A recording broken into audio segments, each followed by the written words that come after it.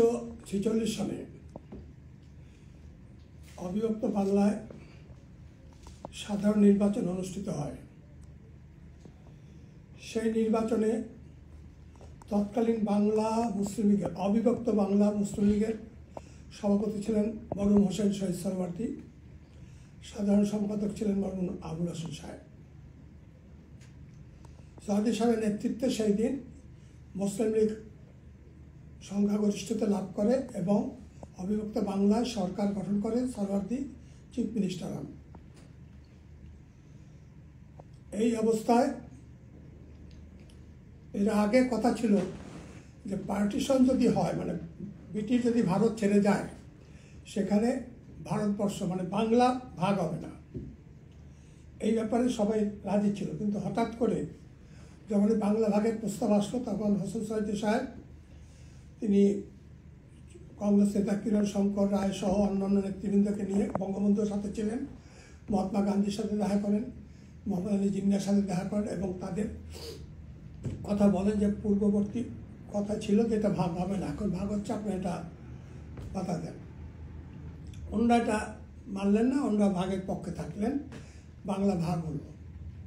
ঠিক এই সময় কায়েদে আজমের নেতৃত্বে মোহাম্মদ আলী জিন্নার ডাকে ডাইরেক্ট অ্যাকশন ডে ডিক্লেয়ার হয়েছিল। সেই ডাইরেক্ট অ্যাকশন ডে উপলক্ষে তখন দাঙ্গা অনুষ্ঠিত হয়। হোসেন সরওয়ার্দী সাহেব, মহাত্মা গান্ধী একসাথে যুক্তভাবে এই দাঙ্গা প্রতিরোধ করার কাজে যখন ব্যস্ত, বিশেষ করে সরওয়ার্দী সাহেব যেহেতু মুসলমানদের উপর তখন আক্রমণটা বেশি ছিল বিভিন্ন কারণে, তাই সরওয়ার্দী সাহেব তাই নিয়ে বেশি ব্যস্ত ছিলেন। দাঙ্গা উপযুক্ত অঞ্চল সফর এবং মিটিং করা, মিছিল করা এবং দাঙ্গা থামানো, প্রতিটি কাজে যেহেতু তিনি ওখানকার চিফ মিনিস্টার ছিলেন তার একটা প্রাধান্য ছিল। এই অবস্থায় খাজা নাজিমউদ্দিন দলবল নিয়ে ঢাকায় চলে আসে তড়িঘড়ি করে। তার অনুপস্থিতিতে তিনি প্রধানমন্ত্রী, তার অ্যাবসেন্সে সিলেটের 16 জন মেম্বার বিভিন্ন কলা কৌশলে বাগিয়ে নিয়ে সরকার গঠন করে। চিফ মিনিস্টার হয় তখন ইস্ট পাকিস্তানের খাজা নাজিমউদ্দিন সাহেব। অর্থাৎ প্রাথমিক পর্যায়ে সরওয়ার্দী সাহেবের ক্ষমতা, রাষ্ট্রীয় ক্ষমতা মানে হাইজ্যাক করা হবে। পরবর্তীকালে কিছুদিনের মধ্যেই সরওয়ার্দী সাহেব কিন্তু একাধারে প্রধানমন্ত্রী আর একাধারে বেঙ্গল মুসলিম লীগের প্রেসিডেন্ট ছিলেন। হঠাৎ করে নাজিমউদ্দিন সাহেব ডিক্লেয়ার দিল আবুল হাসেম সাহেব মানে আজাদের যে পত্রিকার মালিক, তিনি মুসলিম লীগের সভাপতি, একক কমিটি। তখন মুসলিম লীগের ভিতরে একটা রিয়াকশন হলো এবং যে সাধারণ কর্মী বাহিনী, তখন 50 নম্বর মোগলটলি ছিল সেই কর্মী বাহিনীর মূল দপ্তর এবং সেইটাই ছিল কেন্দ্রবিন্দু। কারণ একদিকে এই দিককার কর্মীরা, অন্যদিকে যেহেতু পার্টিশন হয়েছে, যারা কলকাতা বা আসাম বিভিন্ন অঞ্চলে যারা কাজ করতেন তারা দেশে ফিরে শুরু করছে, তারা আসার সুযোগ হয়েছে। এখন তারা এসে কোথায় অবস্থান নেবে, বঙ্গবন্ধু সহ নেতৃবৃন্দের 50 নম্বর মোগলটলির অফিসে, এবং এটাকে তখন ওয়ার্কার্স ক্যাম্প হিসাবে ঘোষণা করা হয়। এই ওয়ার্কার্স ক্যাম্পকে কেন্দ্র করে তখন তারা সিদ্ধান্ত নেয় যে আমরা মৌলানা আবুল কালাম আজাদের সাথে দেখা করে আমরা সদস্য সংগ্রহ বই যাব, কিন্তু ওনারা সদস্য সংগ্রহ বই দিতে অস্বীকার করলেন। এইটাকে কেন্দ্র করে মুসলিম লীগের বেশ কিছু এমপিএ নেতৃবৃন্দ, ওরা প্রথমে নারায়ণগঞ্জে, পরে নারায়ণগঞ্জের আর এক জায়গায় যা মিটিং শুরু করে এবং মানে একটা বিদ্রোহের ভাব সৃষ্টি হয়। সেই সময় সরওয়ার্দী সাহেব দিনাজপুরের দবির ইসলাম সাহেবের একটি হবিয়াস কর্পাস রিট মামলা করার জন্য বাংলাদেশে আসেন, ঢাকায় আসেন। যেহেতু এই সমস্ত কর্মীরা ছিলেন সরওয়ার্দী কর্মী, তারা তখন সরওয়ার্দীর সাথে দেখা করে। সরওয়ার্দী সাহেব তখন বললেন যে দেখো, মুসলিম লীগের মধ্যে আপোষ করে তোমরা থাকতে পারবে না এবং দেশে গণতন্ত্র প্রতিষ্ঠা হবে না, জনগণের আশা আকাঙ্ক্ষার কোনো প্রতিফলন হবে না, তোমাদের আলাদা দল করতে হবে। আমি চিন্তা করছি, আমি পশ্চিম পাকিস্তানে শুরু করেছি কাজ, তোমরা এখানে আলাদা দল করো। এবং উনি নামটা সিলেক্ট করলেন আওয়ামী মুসলিম লীগ। তার পরিপ্রেক্ষিতে তখন এই যে মোগলটুলিজ ওয়ার্কার্স ক্যাম্প, সেখানে আলোচনা শুরু হলো এবং আলোচনার পরিপ্রেক্ষিতে মৌলানা ভাসানীকে কনভেনার করে একটা কমিটি করা হলো, মানে সম্মেলন প্রস্তুতি কমিটি।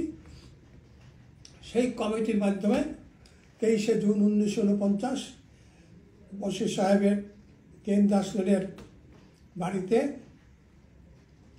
সভা হয়। সেই সভায় শেরেবাংলা ফজলক সহ অনেকেই উপস্থিত ছিলেন। সেইখানে উনি বক্তব্য দেন। সেইখানে সিদ্ধান্ত হয় দল গঠন করার, এবং তখন প্রাথমিকভাবে দল গঠন করা হয়। মৌলানা ভাসানী সভাপতি, শামসুল হক সাহেব সাধারণ সম্পাদক। বঙ্গবন্ধু তখন কারাগারে ছিলেন। কারাগারে থাকা অবস্থায় তাকে একমাত্র যুগ্ম সম্পাদক হিসাবে নির্বাচিত করে ঘোষণা করা হয়। এই যে মুসলিম লীগের যে হাইজ্যাক করার অভ্যাস, যে দল এবং সরকার, এইটার প্রতিবাদে জনগণের দাবি প্রতিষ্ঠার লক্ষ্যে তৎকালীন মুসলিম লীগ সরকার তখনই কিন্তু অন্যায়, অত্যাচার, অবিচার শুরু করেছিল, এবং তখনই তারা 48-এ ভাষা আন্দোলন শুরু হয় এবং 48-এ বাংলার উপরে আঘাত আসে। তখন থেকে সবাই বুঝতে পেরেছিল, বঙ্গবন্ধু সহ, যে ওরা আসলে আমাদেরকে কোনো স্বাধিকার দিবে না, স্বাতন্ত্র্য দূরের কথা, বাঙালিরা এই দেশের 2 নম্বর নাগরিক হয়ে থাকবে।